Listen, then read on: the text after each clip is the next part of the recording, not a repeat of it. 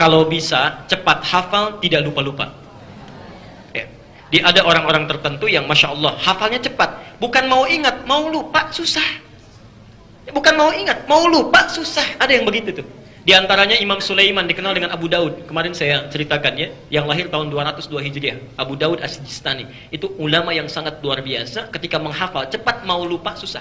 Ya. Al-Bukhari, Abu Hurairah dan sejenisnya. Baik. Nah, kalau Anda ingin menemukan tipikal yang demikian, di antara tata caranya, Anda bisa buka di kitab At-Tibyan karang Imam An-Nawawi. Saya rangkum cepat saja. Satu,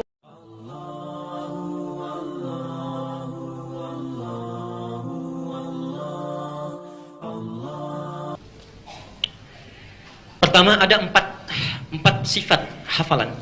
Empat sifat hafalan sebelum kami terangkan caranya. Satu, ada orang yang cepat menghafal, jadi begitu disampaikan cepat hafalnya. Ya. Dan sulit lupanya. Sulit lupa. Di cepat hafal, sulit lupa. Lambat lupanya. Satu, ini yang bagus. Yang kedua, ya, lambat hafalnya, tapi lambat juga lupanya. Ingatnya lama, setelah nempel juga susah lupanya. Yang ketiga,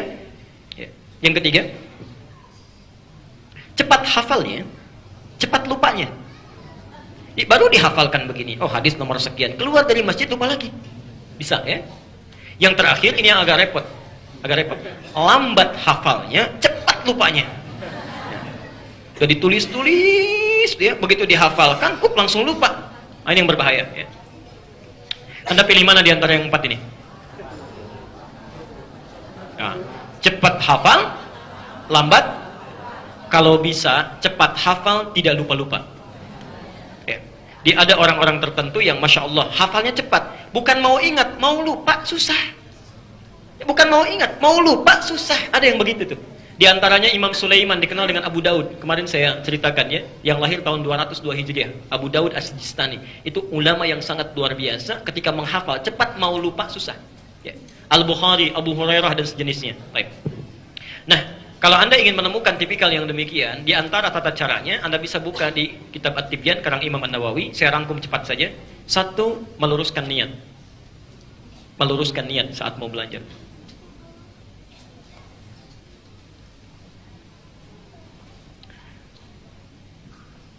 Biasanya kalau orang belajar itu, ya umumnya niatnya ada dua kalau di psikologi pendidikan itu ya. Ada instruktif, ada ekstrinsiktif. Ya. Di instruktif itu untuk dirinya sendiri mengumpulkan hafalan. Jadi belajar misalnya, ya, intrinsik, jadi mendapatkan sesuatu untuk mengumpulkan pengetahuan, untuk kumpul aja, untuk kumpul di psikologi pendidikan modern yang saat ini. Jadi ada orang yang saat menghafal cuma pengen tahu, jadi pengen berilmu saja. Ya.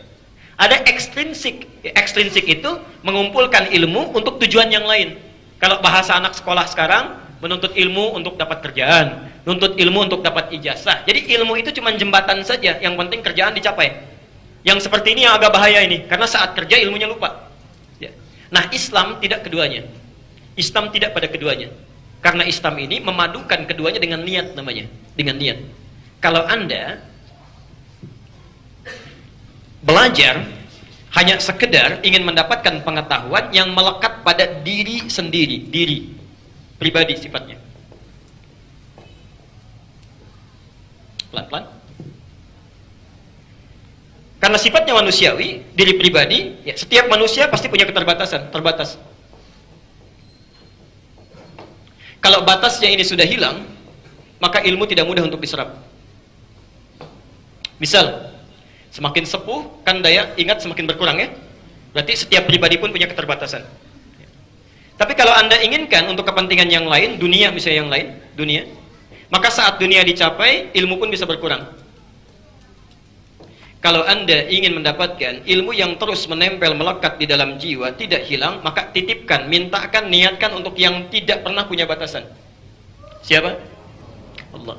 Maka kalau Anda ingin belajar, menghafal, melakukan sesuatu, lakukan karena Allah. Itulah sebabnya ketika Nabi Muhammad SAW diperintahkan untuk belajar, wahyu yang pertama turun apa? Jangan sampai situ, sempurnakan. Karena ketika wahyunya turun dengan menggunakan Iqra, nabinya tetap nggak bisa baca. Perhatikan, lihat sejarahnya. Ya, sekira Ustaz Khalid sudah mengajarkan barangkali. Ya, ketika malaikat turun, dalam Sirah An-Nabawiyah, ya. Lalu mengatakan Iqra di Gua Hira. Nabi menjawab apa? Ma ana biqari, saya nggak bisa baca. Saya nggak bisa baca. Turun lagi sampaikan Iqra, baca. Kata beliau, saya nggak bisa baca. Sampai 3 kali. Ketika yang ketiga dipeluk oleh Jibril yang menyamar jadi laki-laki itu, dipeluk, dipegang erat, disempurnakan kalimatnya. Lihat kalimatnya. Iqra bismi rabbikal ladzi khalaq. Allah. Nah, ini pelajar muslim harusnya begini. Ini baca di atas. Bismillahirrahmanirrahim. Lihat kalimatnya ya. Lihat kalimat bismi. Wahyu turun, Iqra. Tidak sampai sini. Bismi rabbikal ladzi khalaq.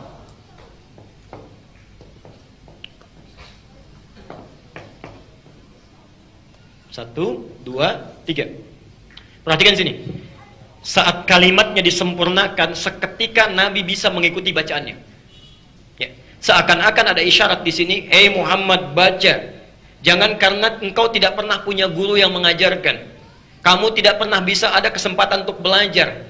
Tidak punya kemampuan untuk membacakan sesuatu. Lakukan semua itu bismi rabbik, karena Tuhanmu. Niatkan karena Allah, inginkan karena Allah. Yang menciptakan kamu saja begitu mudah, apalagi membuat kamu bisa mengikuti bacaan.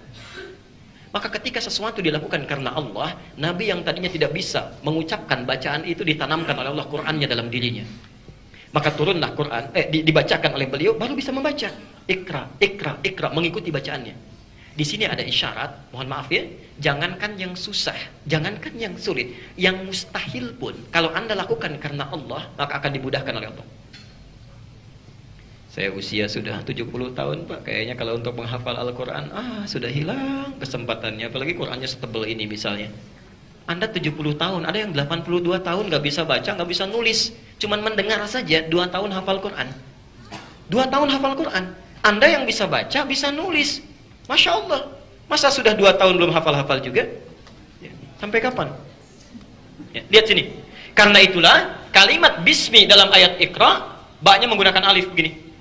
Lihat. Cuma ayat ini, yang kalimat ba-nya menggunakan alif. Sedangkan kalimat bismillah yang lain, bismillahirrahmanirrahim, ba-nya nggak ada alifnya. Ya. Jadi kalau di mushaf Anda tidak ada alifnya, itu salah itu mushafnya. Keliru tulisannya, harus ada alifnya. Karena tanda alif ini menunjukkan peristiwa bahwa alif itu menunjukkan panjang, sesuatu proses yang panjang. Ya. Umumnya kalau harokatnya ba, ada harokat kasrah, bi, itu alif gak ada.